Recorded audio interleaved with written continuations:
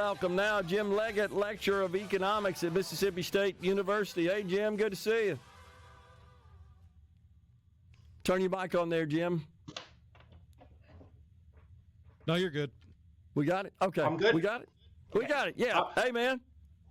Hey, I'm doing great. How about you guys? You guys finding a way to stay cool? Man, it's hot talking down about here. the personalities. We expect that, of course, in July in Mississippi, so we should not be shocked. We're just analyzing the current state of the economy. The markets seem to be confused, I would say.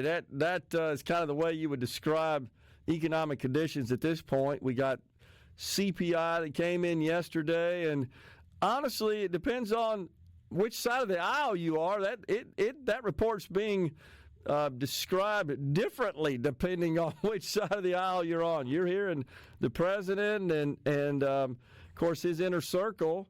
I heard his CEA guy, Kevin Hassett, this morning. Of course, his Treasury Secretary, Scott Bessent. Yeah, look at this, man.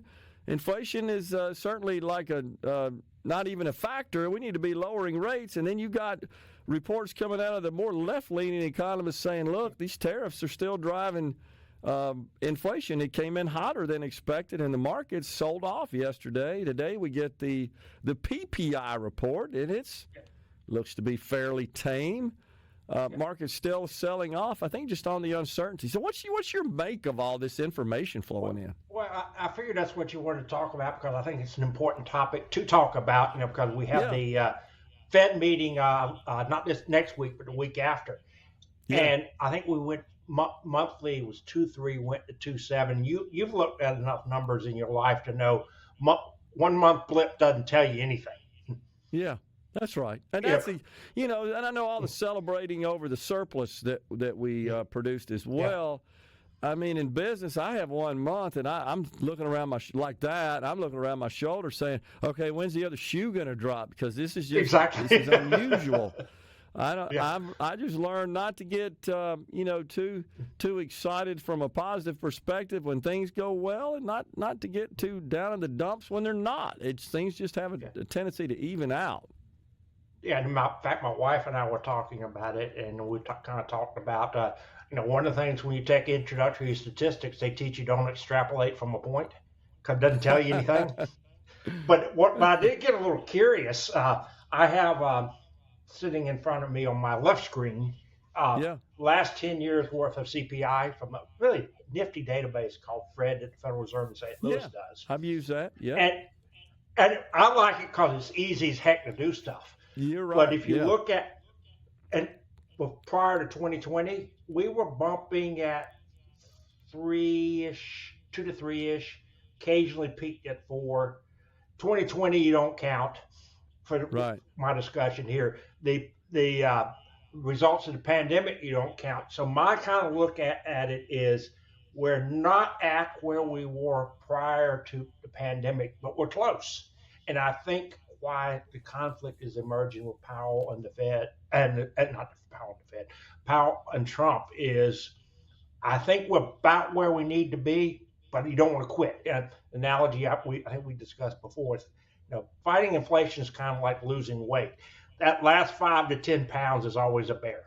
And most people give up on their diets because you plateaued. So I think what will probably happen when they meet in July, they'll say, let's wait to September, which I think is kind of prudent.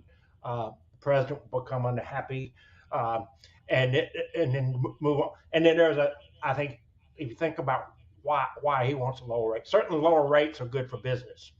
But more importantly, if you look at, I believe I'm correct here, you can correct me, interest payments are now greater than defense payments. If you cut that rate in half, that creates fiscal options. If it goes the other way, it just gets hard. So I think the two are correct. And the other thing I found interesting, so I think to characterize, I think I have a mixed attitude about it. I look at the numbers and say, hey, it's okay. And then I'm playing Mr. Spock here, looking at the data. And then the emotional part of me still sees uncertainty out there and is not sure. Yeah, and I think that's my McCoy part. Yeah, I get it, and I think that's the Fed's posture as well. So, their target's still 2%. So we came in yesterday, the CPI at 2.7. I just don't get the feeling that they're going to make any adjustments downward until we get to 2%. I saw an interview I talked about on the show Monday with the Cleveland Fed governor, and she said, she used the term, they talk in code, as you know, that all the investment community can interpret, but restrictive monetary policy was the code word. That tells me, no, I'm not gonna opt for, in my vote, to cut rates anytime soon and still maintain 2% is our target. And I think there's an intangible thing that the Fed has to work for. And you've been around enough leadership positions, anything. The credibility of your leadership is almost the most important thing you got. Yeah. And if you said for 15 years the target is 2%, then you go, never mind. That's probably even if it's a bad target. You know how that works. You got to stick to your guns. Well, the president is clearly upset with Powell. There's hardly a day that goes by that he doesn't castigate the chairman of the Federal Reserve. I mean, insisting drop rates now. And one of the things that is influencing him here, Jim, as you know, that of our 36, nearly 37 trillion of outstanding debt, 9 trillion of it is due to be refinanced before the end of the year. That's a fourth of it. And a lot of that $9 trillion is currently sitting on the balance sheet at much lower rates. And when we start refinancing, that's going to bump our interest payments.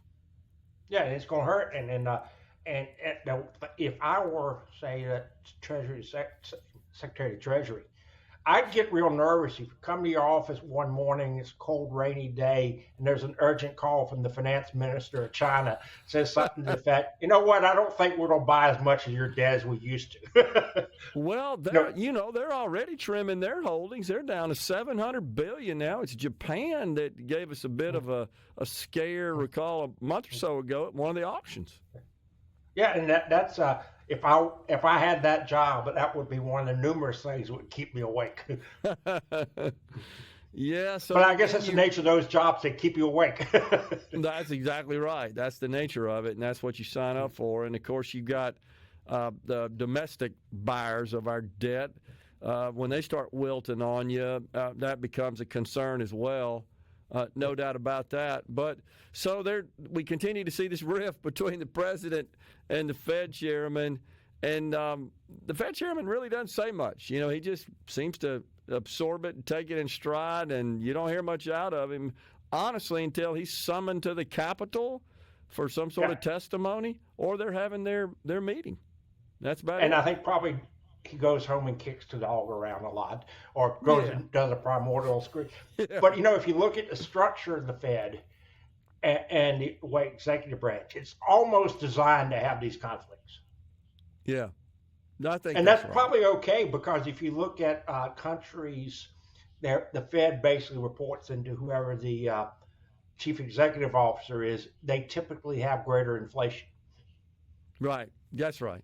So it's by design. I absolutely agree. And I think there's a purpose here. And look, the standard has been for as long as long ago when I first started studying economics in college, you learned back then there's what we called then, Jim, I don't know if you still do, the natural rate of inflation and the natural unemployment rate, right? Is what the and there's no getting around that.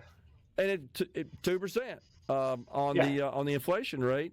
Yeah. And so the fact that the Fed is seeking us to get to that level before they take action, I think the problem Powell has, and Rhino and I talk about that a lot, is that he cut rates before we got to that point right before the election, and it looks like it was a political move rather than a monetary policy move. And even if it was what they thought they were doing the right thing, is you can never get past those perceptions. If you do it a month afterwards, it's okay. It's just inconsistency. So Yes. you can't say on the one hand when we were experiencing at that point, 5% inflation or 4%, something like that. Oh yeah, we see it trending in the right direction. We're gonna ease up on the rates. Now we're at 2.7. We've been hanging in that 2.5, 2.7 range for a few quarters now, and but he still says, oh yeah, we got to get to 2. So and if you look at it, if you look at the graph I was looking at, say you hadn't hit it yet. No, exactly. If you could stay with us, we can dig into the big, beautiful bill and get your thoughts on that. We've got Jim Leggette, lecturer of economics at Mississippi State University. We're in the LMOL studio. We're visiting with Jim Leggette, lecturer of economics at Mississippi State University. All right, so Jim, it was not without a significant amount of wrangling and arm twisting and coercion. Yes. And prodding. Coercion. But we got this big, beautiful bill. I mean, this is a really big, sweeping budgetary measure that incorporates a number of tax reforms. First and foremost, just extending the current tax environment, making it permanent, and then restoring immediate expensing of capital investment, R&D expenses, and then new factory construction as well. These were some of the provisions that were added on the individual side, tips, overtime, deductions, not exemption, for tax purposes, and then a bump in the standard deduction for seniors as well. I mean, that pretty much describes the tax provisions. And then you had some changes in mandatory spending, and you had some legislation to put more into some defense initiatives and the border. What do you think at this point? Do you think this was good legislation, and how might this affect our economy? Well, it kind of, I think Musk was right. It can be big or it can be beautiful, but it can't be both. However, let's concentrate on the beautiful part. I think, as you pointed out, the extension of the tax cuts and making them permanent is awfully darn important. You could argue all day whether it's the right tax policy, but now you know what the policy is. That's awfully important in and of itself. I think the pro-business things like accelerating depreciation and all that stuff is good. I think probably the border things, if you're really going to do it, you got to put money there. Otherwise, it's just rhetoric. And, there are some reforms to college spending. Probably my students hate it. But, it can't be open-ended because it doesn't work. And I was kind of reflecting upon that is I think what's happened there is you've divorced the cost of it to the payback. I think we've kind of lost the idea of college as an investment. And some programs are going to pay off and some are not. I mean, that's just that reality.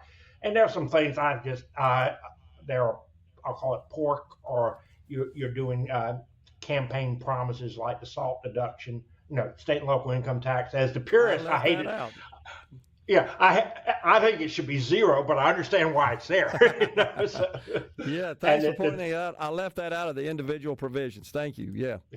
And depending on where you live, if you're in the Northeast, that's awfully darn important to you. If you're where we are, probably not as important. So I guess in balance, it's probably okay. And now I'm going to put on a political science hat. I don't have one back there. It is but it is, whether you like the thing or not, it is a pretty good legislative triumph. In the sense, you work the process, you got people got in there and got dirty. They made the sausage, probably as a combination of giving Senator so-and-so from someplace something, as well as, hey, if you ain't playing ball, I'm going to turn the X-Mob loose on you. But that's how legislation works, right? Sure. Senator people used to talk about Lyndon Johnson giving the treatment. Oh, yeah. Senator Murkowski in Alaska got some special concessions for her state in some of the reforms in SNAP, as an example. And the Rural Hospital Fund, they bumped that up to $50 billion, something she wanted. All that to secure her vote, to get this thing to pass. And so she got some special carve-outs on that. That's how it works. And you probably remember, let's go way back, when Reagan got his big tax cut in. he had to, I'm going to use the word appease. They're called the boll weevils. The Southern Democrats, like conservative Democrats back when there were some. Yeah. And you did something. I think Phil Graham was one of them. And that's just kind of how the legislative process works. Right. You know? Yeah. Yeah, that's right. It doesn't work like Mr. Smith. I'll get your take on this, Jim. I believe that the business provisions, the immediate expensing of machinery and equipment, of course, and R&D. Actually, I think they call it research and experience, if I'm not mistaken. It's kind of the new terminology now. That I think this will do more to promote economic growth and increase revenues to the Treasury than anything, because the president is saying, we got about a minute left, that's necessary to tackle our deficits. What do you think? And I agree with him, because you can only grow your way out of this problem. And what you guys were talking before about the AI and the energy thing, that's going to be darn expensive, but it's also kind of darn important. And the point you're making, you're not going to get there by personal income tax. You got to give businesses a reason to go spend money, and profit is still a good word, right? I hope so. That's absolutely right. Jim always, it is. Given that yo-yo you were talking about earlier. Oh, my gosh, not to him. Always good talking to you. Enjoyed the conversation, Jim. Appreciate it. Talk to you soon. Take care, gentlemen. You got it. We're coming right back after Fox News and SuperTalk News with Professor Christopher Green. Stay with us.